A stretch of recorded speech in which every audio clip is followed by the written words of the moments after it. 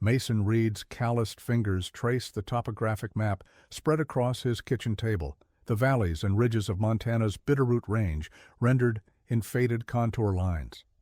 At 42, 25 years of hunting had taught him to read the land like a book, where game would water, where they'd bed down, where a hunter might find himself cornered. "This drainage here," he said, tapping a spot 18 miles from the nearest access road. "That's where Thompson saw the 7-pointer last season." Derek Calloway leaned over the map, his breath smelling faintly of whiskey despite the early hour. At 39, he still carried himself with the coiled energy of the college wrestler he'd once been, though new creases had formed at the corners of his eyes, worry lines, not laugh lines. "That's serious backcountry," Derek said. "No cell service, no trail access." "That's why the elk are there." Mason studied his brother-in-law's face. "Too much for you this year."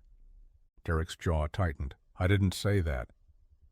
Mason had taught Derek to hunt 12 years ago after he'd married Mason's sister, Elaine.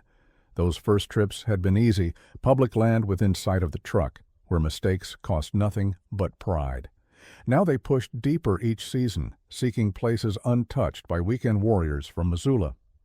What Mason couldn't know, was that the construction company they'd built together was 3 missed payments from bankruptcy. Derek had mortgaged his house to cover payroll last month. The signed contract for the Henderson development sat in his truck, unsigned by the client who'd backed out yesterday. Derek stared at the map, seeing not contour lines, but the narrowing path of his life. A trophy elk couldn't solve his problems, but it would prove he could still provide, still succeed at something.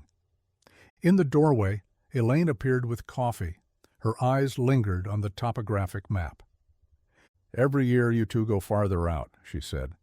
"Thompson told me they're calling that area the Widowmaker, after what happened to the Carson brothers last season."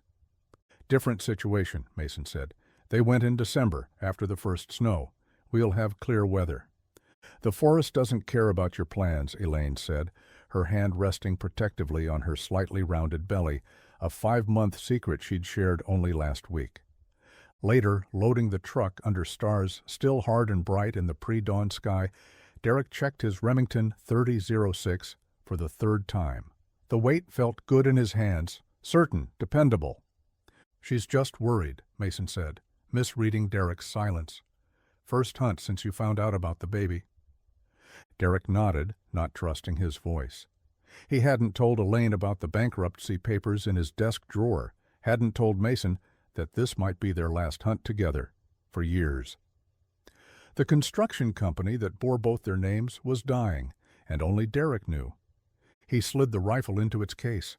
"I won't take any unnecessary risks," he said, the lie bitter on his tongue. Mason clapped him on the shoulder. "That's the first rule of hunting, brother. No glory in a dangerous shot." The truck's headlights cut through morning fog as they headed west toward the mountains, then south on Forest Service roads, increasingly rutted and narrow. Neither man spoke of the wilderness waiting to test them, of the thin line between predator and prey, of how quickly fortune could turn in country where humans were merely guests, unwelcome ones at that. The truck couldn't make it past the washed-out bridge.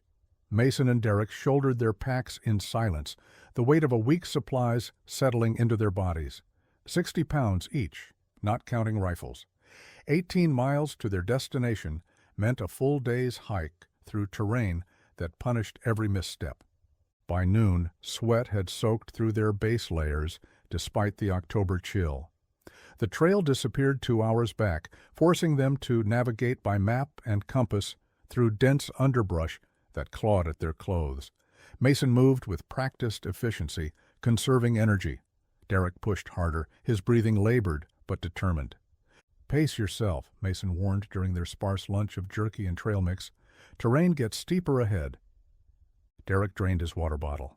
"I'm fine."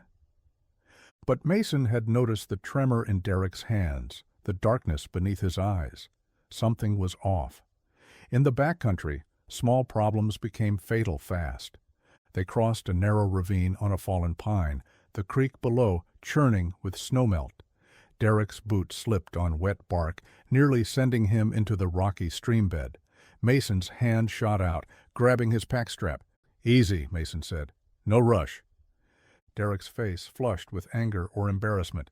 Said, "I'm fine." The afternoon brought rain, cold, persistent drops that worked through their Gore-Tex jackets and made the steep sections treacherous with mud. As daylight faded, they reached a relatively flat area beneath a granite overhang. "We stop here," Mason decided. "Too dangerous to push on in the dark." Their tent went up in practiced synchronicity, despite the rain and fatigue. Inside, they stripped off wet outer layers, the small space filling with the animal scent of exhausted men. "Hear that?" Mason whispered later, as they lay in their sleeping bags. The distant bugle of a bull elk carried through the darkness, a primal sound that vibrated in their chests. "He's big," Derek said, voice taut with anticipation. At first light they found fresh tracks in the mud near camp, wide, deep impressions that spoke of tremendous weight. The rain had stopped, but the forest dripped steadily, every surface slick and cold. 7-pointer, maybe 8, Mason said, kneeling to examine a clear print, moving northeast toward the high meadow. They followed the tracks through increasingly rough terrain, climbing steadily. The forest thinned as they gained elevation, replaced by scrubby alpine vegetation. Wind cut through their layers like a knife. Near midday, Mason froze, pointing silently. Through his binoculars, Derek saw the bull, a massive silhouette against the tree line, antlers like gnarled branches against the sky, larger than any elk they'd hunted before. The animal stood perfectly still, steam rising from its nostrils in the cold air. "Jesus," Derek breathed. They watched until the elk moved into the trees, then circled wide to establish camp downwind. The site Mason chose nestled between 2 fallen logs, with a clear sight line to the meadow, but protected from the worst of the wind. Good cover, escape routes in 3 directions. As Derek gathered firewood, a mountain lion screamed somewhere close, too close. The sound raised hackles on both men's necks. "Cats hunting the same elk," Mason said quietly, checking his rifle. That night, temperatures dropped below freezing. They ate freeze-dried stew, the warm food doing little against the penetrating cold. Derek's hands shook as he cleaned his rifle by headlamp, methodically checking each component. Mason watched his brother-in-law's face in the harsh LED light. The desperation there troubled him more than the cougar's scream or the biting cold. He'd seen that look before, on men who took risks they shouldn't. "Big day tomorrow," Mason said carefully. "Remember what I always tell you—" "Wait for the perfect shot," Derek finished. "I know." But Mason wasn't sure he did. Not this time. Something had changed in Derek, something that made the wilderness even more dangerous than it already was. They rose in numbing darkness, the kind of cold that made fingers clumsy and thoughts slow. Frost coated the inside of the tent. Their breath hung visible in the beam of Mason's headlamp. Neither spoke as they dressed, adding layers against the pre-dawn chill. Base layer, mid-layer, insulated jacket, waterproof shell. The ritual of preparation carried its own gravity. "Eat," Mason ordered, passing a protein bar to Derek. Food was fuel, nothing more. They would need it. Derek chewed mechanically, his mind already on the hunt. The 7-pointer had haunted his dreams. Massive antlers, the power to change everything, one perfect shot. He checked his rifle again, the cold metal familiar under his fingertips. They moved through the forest like ghosts, boots silent on the carpet of pine needles. Mason led, stopping often to test the wind direction with a puff of powder. Always approach from downwind. The bull would smell them long before seeing or hearing them if they got it wrong. The eastern sky had just begun to pale when they reached the ridge overlooking the meadow. Below, mist hung in spectral tendrils over frosted grass. Mason pointed to a natural depression where fallen trees created a makeshift blind 20 yards from where the tree line met open ground. "That's our spot," he whispered. "If he follows yesterday's pattern, he'll emerge from those aspens to feed." They settled into position, rifles resting on stable supports, bodies pressed against cold earth. The waiting began. Minutes stretched into an hour. The sun crept above the horizon, illuminating the meadow with golden light. Derek's muscles cramped from holding still, but he didn't move. Mason remained statue-like beside him, only his eyes scanning the tree line methodically. A branch snapped. Both men tensed, eyes fixed on the aspens. The bull emerged like an apparition from the mist, first its antlers, then its massive head and shoulders. Steam plumed from its nostrils in the cold air. 7 points on each antler, no, 8. The largest elk either man had ever seen. It paused at the edge of the trees, alert for danger. Mason held up a hand. Wait. The angle wasn't right. The elk was partially obscured by branches, the vital organs hidden. A shot now would likely wound, not kill.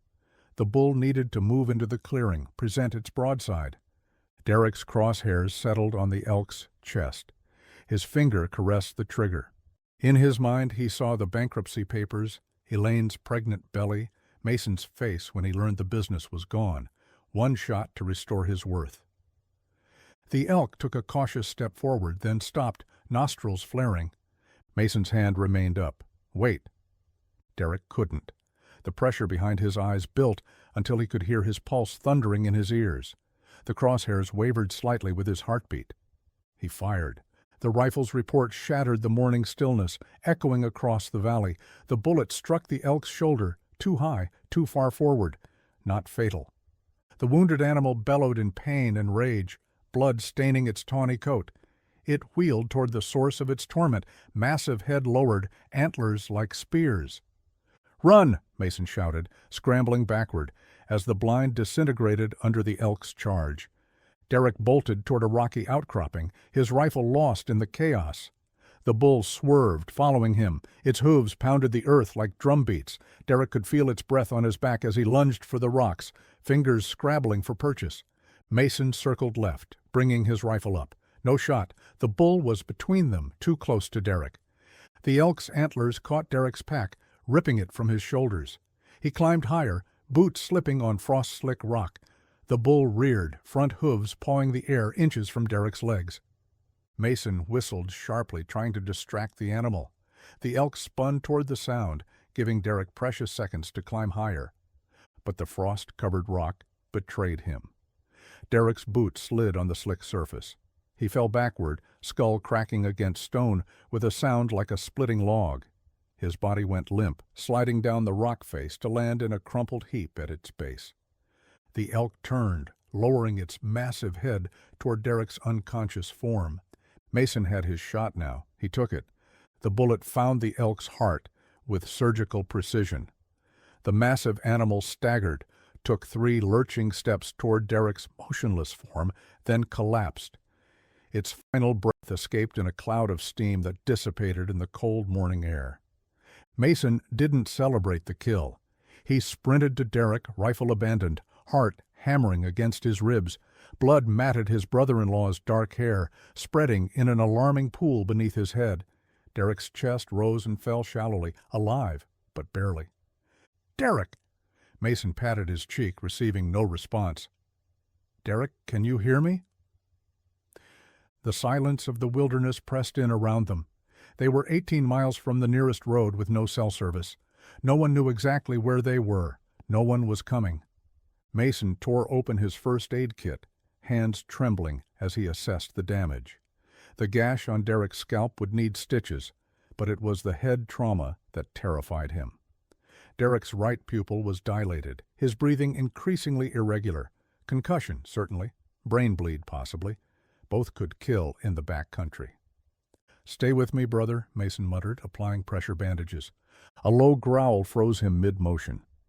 20 yards away, a mountain lion crouched on a boulder, drawn by the scent of blood and the promise of easy prey. Its tawny coat blended with the rocky terrain, only its twitching tail and fixed stare betraying its presence. Mason reached slowly for his rifle, lying just beyond arm's reach. The cougar's muscles tensed, ready to spring. The rifle shot echoed across the valley. The big cat yowled and retreated, disappearing into the underbrush. A warning shot. Mason couldn't afford to waste ammunition. With the immediate threat gone, Mason returned to Derek. He needed shelter, warmth, protection. Leaving Derek exposed meant death by predator or elements. Dragging his brother-in-law's limp form to the relative protection of the fallen logs was exhausting work. Mason's boots slipped on frost-slick pine needles. Derek's weight seemed to double with every yard. By the time he had Derek positioned in the natural shelter, sweat soaked Mason's clothes despite the bitter cold. The satellite phone. Derek had carried it in his pack, the pack now shredded by elk antlers, its contents scattered across blood-spattered ground. Mason searched frantically, finding shattered plastic and twisted electronics. Useless. Cold reality settled over him like the gathering clouds. No phone, no help coming. A severely injured man who couldn't be moved safely over rough terrain, and nightfall only hours away, with temperatures that would plummet well below freezing. Mason worked methodically, controlling his rising panic. He gathered the scattered supplies, built a hasty shelter using the emergency tarp, and started a small fire dangerously close to keep Derek warm. He melted snow for water, carefully dribbling small amounts between Derek's pale lips. As afternoon shadows lengthened, Derek stirred, eyes opening but unfocused. "Elaine," he mumbled. "It's Mason. You're hurt. Don't move." Derek's eyes rolled, struggling to focus. "The elk. Dead. Don't worry about that now. Can't feel my legs." The words sent ice through Mason's veins. Spinal injury was beyond his wilderness first aid training, beyond anyone's help out here. "Just rest," he said, hiding his terror.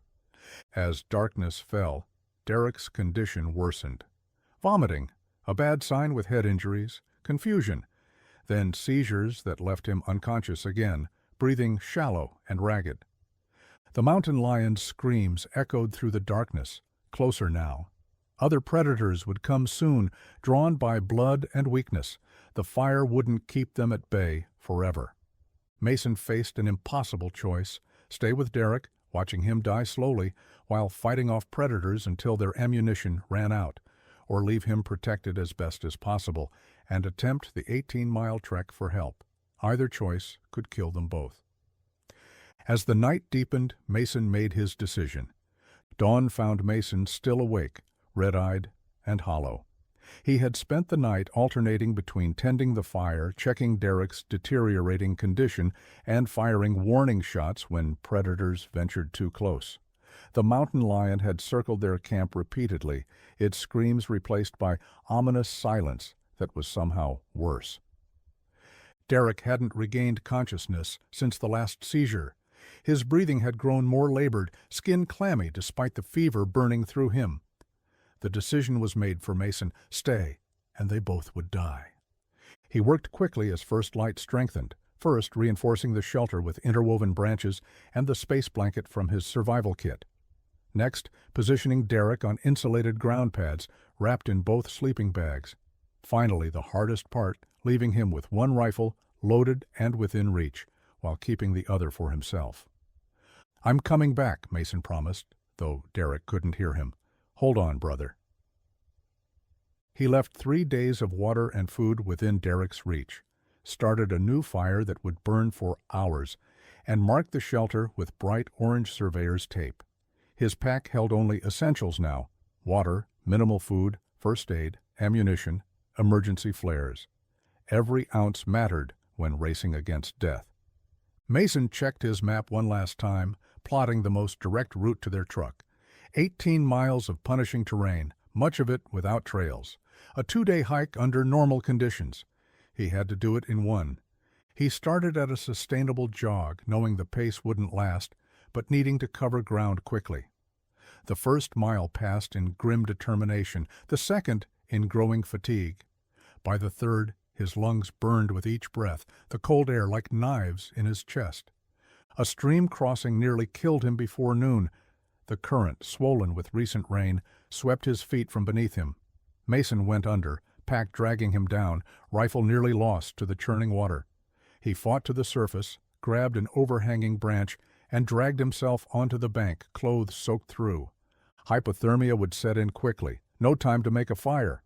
He stripped off the wet layers and replaced them with his emergency dry clothes, then pushed on, shivering violently. The terrain grew steeper, forcing him to climb rock faces that would normally require ropes and harnesses. His fingers, numb with cold, slipped on handholds. A misstep sent him sliding down a scree slope, tearing his pants and the skin beneath. Blood leaked through the fabric, but he couldn't stop to tend it. Afternoon brought snow, light at first, then blinding. The temperature plummeted. Mason's earlier pace had become a stumbling walk, each step an act of will. 8 miles covered, not enough, not nearly enough. As darkness gathered, he faced the truth. Stopping meant freezing to death. His body temperature was already dangerously low, muscles seizing with cold and exertion. But continuing in darkness meant risking fatal falls on the treacherous terrain. He compromised, finding a hollow beneath a fallen log and building a small fire with trembling hands. 20 minutes of rest, no more. In his exhausted delirium, Mason saw Derek's face in the flames, heard Elaine calling his name on the wind. He had promised to keep her brother safe. Another failure to add to the growing list. The mountain darkness pressed against his tiny circle of firelight like a living thing, hungry and patient. Something large moved in the shadows beyond. Bear or cougar, it hardly mattered. Mason chambered around and waited, too exhausted to feel fear. The predator retreated, leaving Mason alone with the knowledge that each minute of rest was another minute Derek lay dying. He extinguished the fire and pushed on into the night, navigating by headlamp and sheer stubborn will. Dawn broke as Mason stumbled the final mile to their truck, legs buckling with each step. Blood had frozen in crusty streaks along his torn pant leg. His lips were blue, fingers waxy with frostbite, but he had made it. The truck's engine roared to life, the heater's warm air, an almost painful relief. Mason fumbled with the radio, calling for emergency services. His voice cracked as he gave coordinates, explained the situation. "Hang on, Derek," he whispered, as he pressed the accelerator to the floor. "Just hang on." The helicopter appeared as a dark speck against the vast Montana sky, growing larger as it approached the coordinates Mason had provided. He stood in the ranger station parking lot, watching its approach with hollow eyes. 36 hours without sleep had left him running on nothing but fumes and fear. "They'll find him," the search and rescue coordinator assured him, a hand on Mason's shoulder. "You gave excellent landmarks." Mason nodded mechanically. The words meant nothing. He had left his brother-in-law alone and injured in predator country. If Derek died, the coordinates had merely guided them to a corpse. The helicopter disappeared over the ridge. Minutes stretched into an hour. The radio crackled with coded transmissions Mason strained to understand. Then, finally, the words he had been praying for. "Patient located. Alive. Initiating emergency extraction."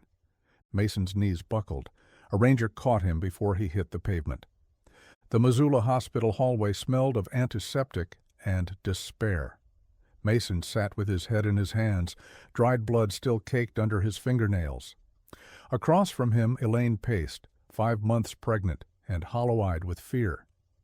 Family of Derek Calloway? The surgeon's face revealed nothing as they approached. "He's stable. The skull fracture caused significant swelling, but we've relieved the pressure. He's not out of the woods, but his vitals are improving." "His legs?" Mason asked, remembering Derek's words. "Temporary paralysis from the swelling. With time and therapy, we expect full recovery." Elaine sobbed, hands cradling her belly, as if to protect the child from more bad news. The surgeon led them to Derek's room, warning that he was heavily sedated. Derek lay ghostly pale against the white sheets, head wrapped in bandages, monitors beeping steadily beside him. One hand lay atop the blanket, 4 lines snaking from the bruised skin. Mason approached slowly, guilt a physical weight on his shoulders. "I'm sorry," he whispered, though Derek couldn't hear. "I should have seen what was happening." 3 days passed before Derek regained consciousness. Mason was dozing in the visitor's chair when a weak voice startled him awake. "You look like hell." Mason jerked upright to find Derek watching him through pain-glazed eyes. "Look who's talking," Mason replied, throat tight. Elaine had stepped out for food. They were alone for the first time since the mountain. "The company's bankrupt," Derek said without preamble. "Has been for months. I didn't tell you. Didn't tell Elaine." Mason stared at him. "The hunt?" "I needed to bring something home, provide something, be worth something." Derek's voice broke. "Instead, I nearly got us both killed." The monitors beeped in the silence that followed. Outside the window, snow began to fall. "Why didn't you tell me?" Mason finally asked. "Pride." Derek's laugh was bitter. "Couldn't admit I'd failed. Couldn't face disappointing you both." Mason thought of the warning signs he'd ignored. Derek's recklessness, his desperation, the tremor in his hands. He'd been so focused on the hunt that he'd missed his brother-in-law's silent collapse. "I left you," Mason said, the confession torn from him. "On the mountain. I had to choose, stay and watch you die, or leave and maybe get help in time." "You made the right call." "Doesn't feel right." Derek's hand moved weakly on the blanket, reaching. Mason took it, surprised by the strength still there. "The company," Derek began. "Can be rebuilt," Mason finished. "Or not, doesn't matter." "Elaine loves you, not what you provide, not what you kill. You—" The door opened as Elaine returned, stopping short at the sight of Derek conscious. The paper bag of food fell forgotten as she rushed to the bed. Mason stepped back, giving them space. Through the window, he watched the snow thicken, covering the world in clean white. Nature's reset button. Second chances wrapped in silence. Later, after Elaine had fallen asleep in the chair by Derek's bed, the brothers-in-law spoke again. "I took the shot too soon," Derek said quietly. "We both did," Mason replied, "in different ways." 1 year later, autumn painted the Bitterroot range in fire colors. Mason adjusted his pack as they followed the familiar trail, watching Derek's movements for signs of fatigue. The physical therapy had restored most of his strength, but the titanium plate in his skull remained a permanent reminder of how quickly wilderness could turn deadly. "We don't have to do this," Mason said, "not for the first time." Derek paused, looking back with clear eyes. "Yes, we do." They weren't the same men who had entered these mountains last October. The construction company had been dissolved, its assets sold to cover debts. In its place, they'd started a smaller venture, wilderness survival training for hunters and hikers. Derek's near-death experience had become their curriculum's cautionary centerpiece. The trail forked ahead. Left led to easier terrain, right to the same drainage where the 7-pointer had nearly killed them. Derek turned right without hesitation. They made camp 10 miles in, well short of the previous year's site. No pushing limits this time.